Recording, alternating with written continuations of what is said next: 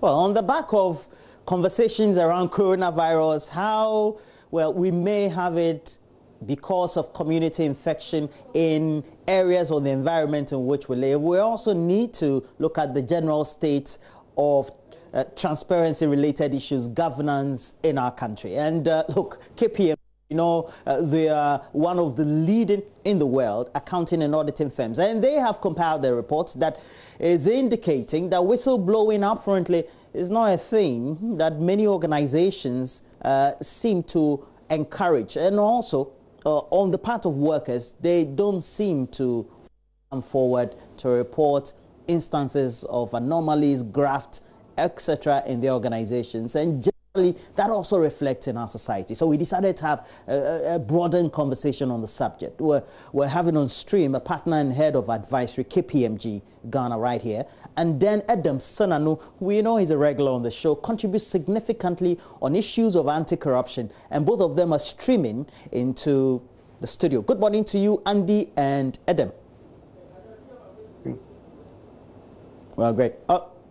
Can you all hear me? Can you hear me? Okay, great. Yes, I can hear you. Okay, great.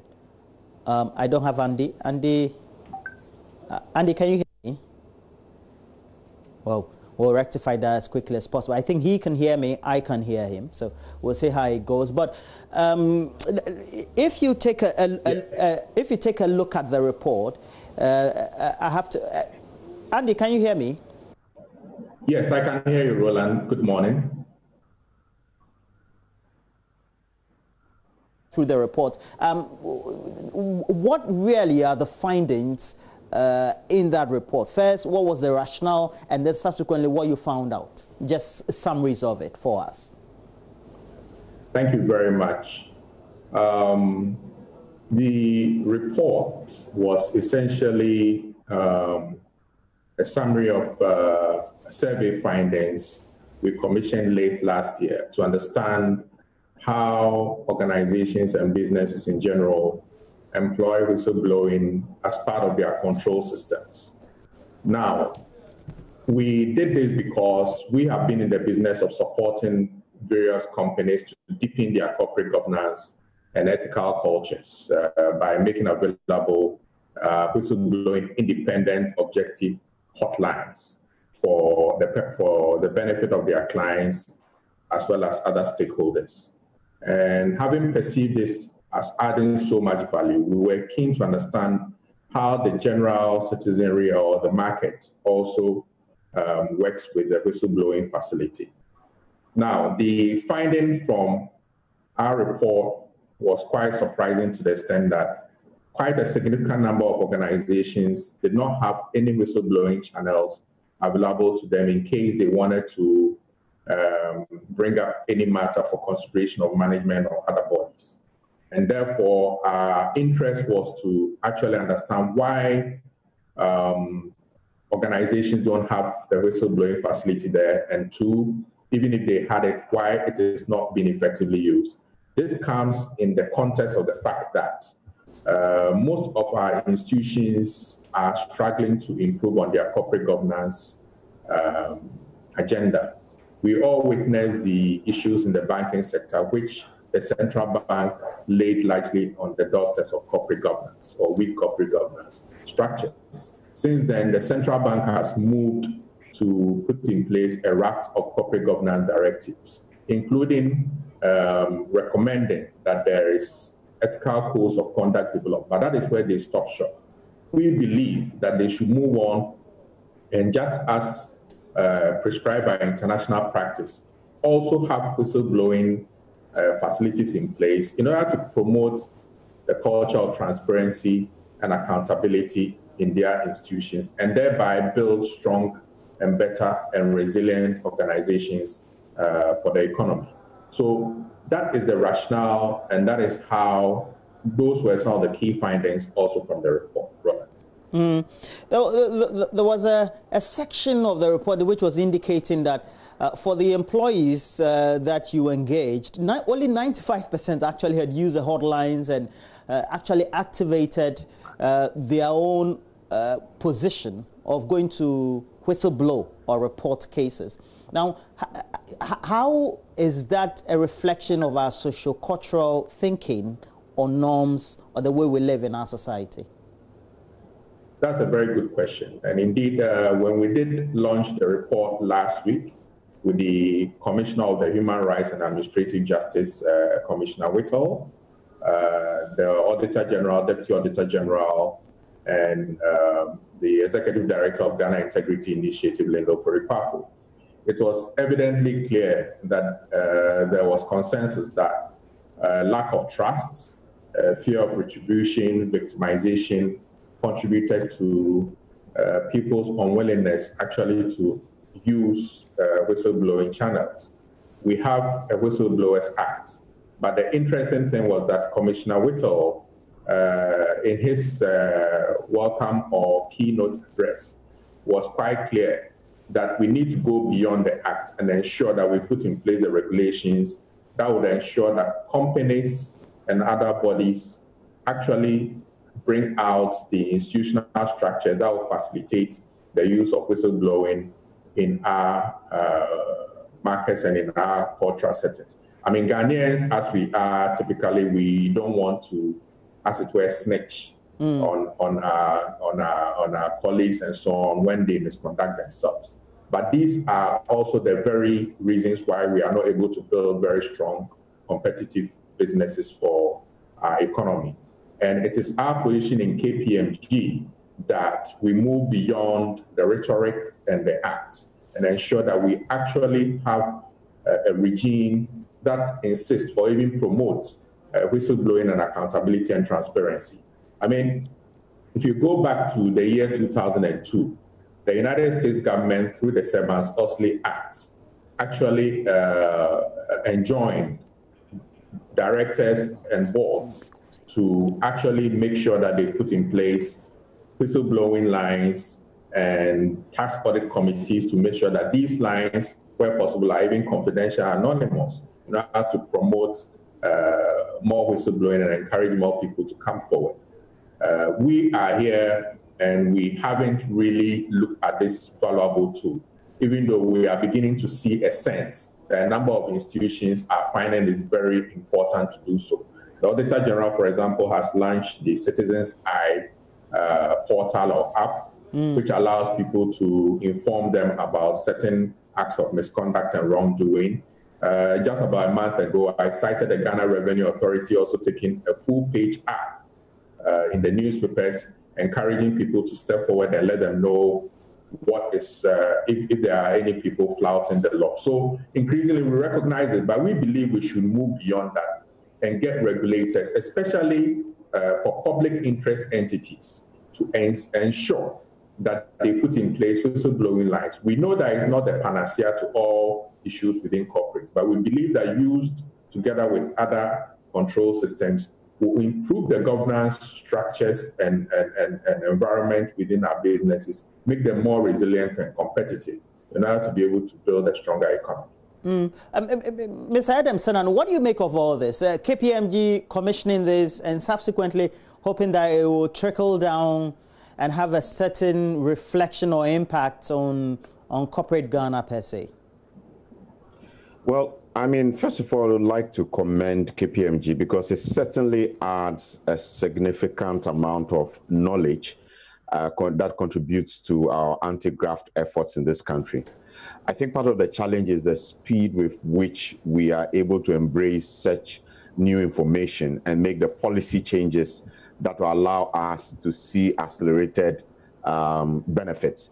And so looking at this particular report where it is clear that a whistleblower's line that is made available to the external public provides more information on what is going on and which is wrong, and enables institutions to therefore then investigate and plug whichever loopholes.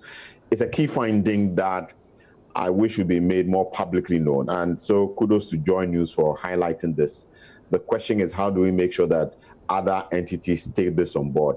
I find a bit of this, it's curious to find that respondents were saying that they lack trust in systems. That was at 20% or so. And then you had a 50% saying that they responded, 51%, they told their managers about the various fraud and other actions that were going on that they found wrong. It seems to me that where the reports were done, there was trust in the institutional arrangements in terms of who was the person, who was the immediate boss. So the whistleblowing line is obviously something that we can take advantage of, making sure that institutions provide these lines available at large to external parties. But it also means that institutions must make sure that the management level have the kind of personalities who are open and willing and, as it were, assure their staff and subordinates that they can report without being victimized, etc. The question on why they do not trust the system, maybe a little more detail on why they do not trust the system, may have unpacked this issue as well.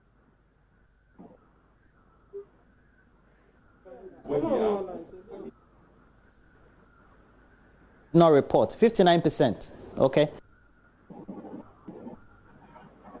Sorry, we are not hearing you. Hello? Can you hear me? Yes, now we can hear you. Okay. Yeah. So if we take a look at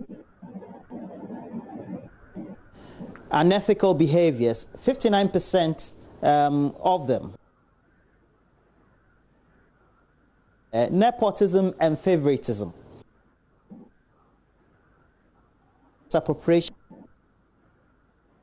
practices. Okay. And then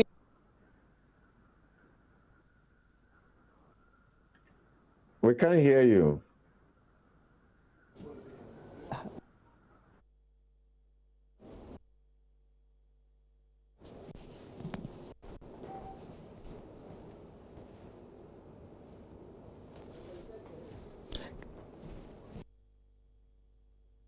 can you hear? It drops and then comes back. Can you ask your question again? Okay. So we have 59% observing unethical issues but not reporting to management or the hotlines that have been made available or the channels. Now, these unethical issues are nepotism, favoritism, discrimination, theft, and misappropriation of assets, and illegal business practices and bribery, among many others.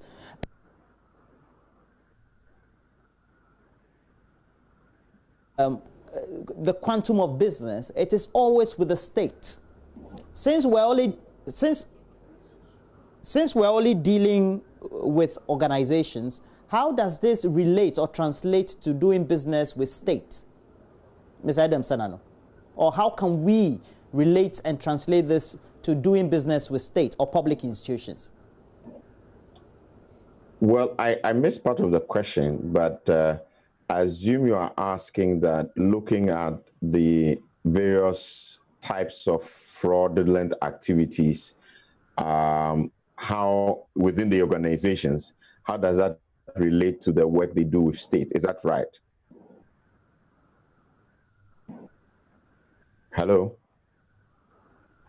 I mean, if the organizations that were assessed include public entities, what it means is that those activities impact on the various services that the state provides to individuals.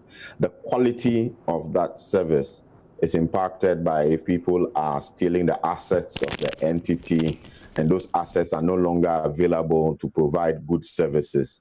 It means that if resources are lost, those resources are not available to improve or enhance the service delivery. And so absolutely, all those categories of fraudulent activity, of corruption, impact on the quality of service that the entity provides, impacts the public, and is of interest to all of us. Now, Ms. Roland, if I may add a bit to the question that you posed.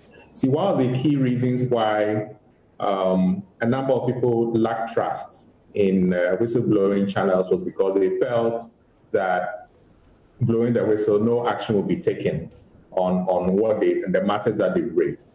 And indeed, the Commissioner of Human Rights and Administrative Justice in his remarks, did indicate, for example, that the whole institutional framework where, for example, the Attorney General's office to do with the public sector is the institutional host of taking action on whistleblowing matters, is also problematic because they themselves, in their experience, investigate probably between 30 to 40 matters and send them to the Attorney General's office annually. But they hardly get any feedback or see any action. Why? Because the Attorney General's office itself is overburdened with other matters that are more, they might consider more serious, So there is therefore the call for an independent, objective, perhaps anti-corruption or anti-bribery or anti-wrongdoing institutions, such as the Office of the Special Prosecutor, to actually be the hosts of these matters, to engender more activity and action, and thereby also build more trust in the system. And those were the recommendations coming from the SHRAJ.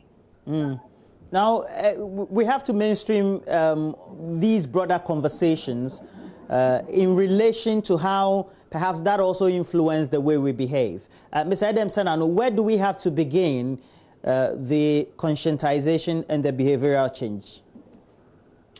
Well, I think that the recommendations need to be put together and potentially maybe brought to the attention of Parliament on one hand, but also, like he pointed out, the regulations that enforce some of the laws that already exist, whether it's a Whistleblowers Act, need to be looked at. And those regulations can be looked at in the context of this particular report. So that if you're going to do the regulations for the Whistleblowers Act, you take on board the recommendations of the KPMG report to make sure that those regulations are tight enough to insist that institutions should have a line that is extended, especially public institutions, which of course are the bulk of what we are talking about here. They should have that line available to the public, because we know that many more people who are colluding with internal persons will then report, and then we can have the information to act on and save the nation resources. So 3 areas: education for the public in general, that, look, the 5% who did report, there were actions within 3 months, and these actions were positive, and so the fears may not be required. Indeed, that non-reporting thing and the reasons given reflect some of the reports we've seen at the national level, that by CDD, etc. So it's not surprising. It looks like it's part of our subculture. But we need to get people to understand that that we are afraid of the system. Really, there's evidence to show that when you report, actions are taken.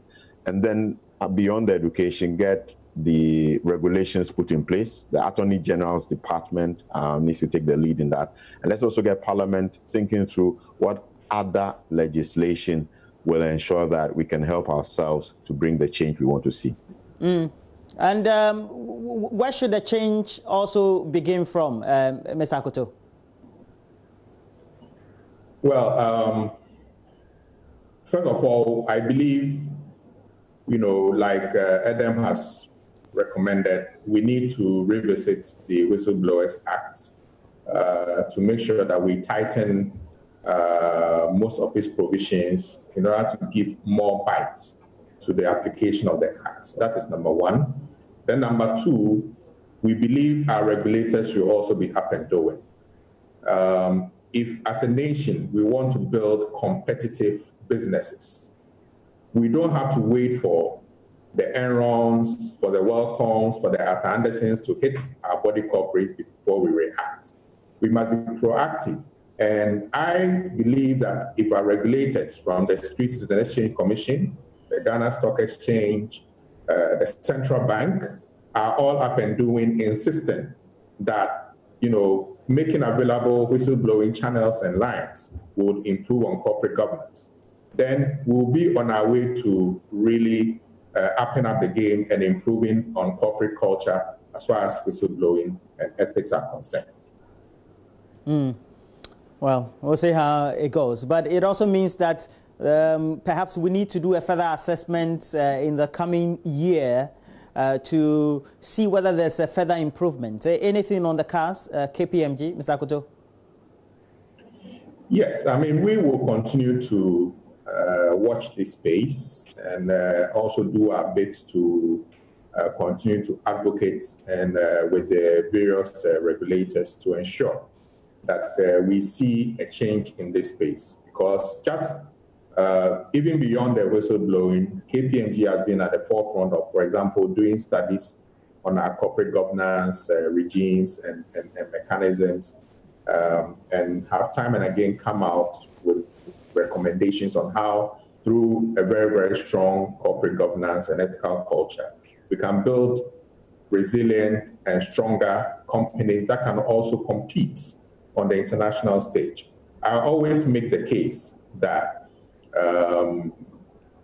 for me, Ghana as a nation can begin to build a stronger and competitive economy when we see our companies being able to operate beyond our borders and actually going into other territories. I mean, in this country, we find companies from other jurisdictions operating here. We have companies from South Africa, Europe, Nigeria, banks, all operating here. That's because they have taken steps to build and strengthen their corporate governance cultures, to give the confidence to their businesses to also enter into other markets, knowing very well that they are well covered with the homegrown regulations that ensure ethical culture, accountable culture, and governance in order to make their businesses resilient and capable of surviving in these territories.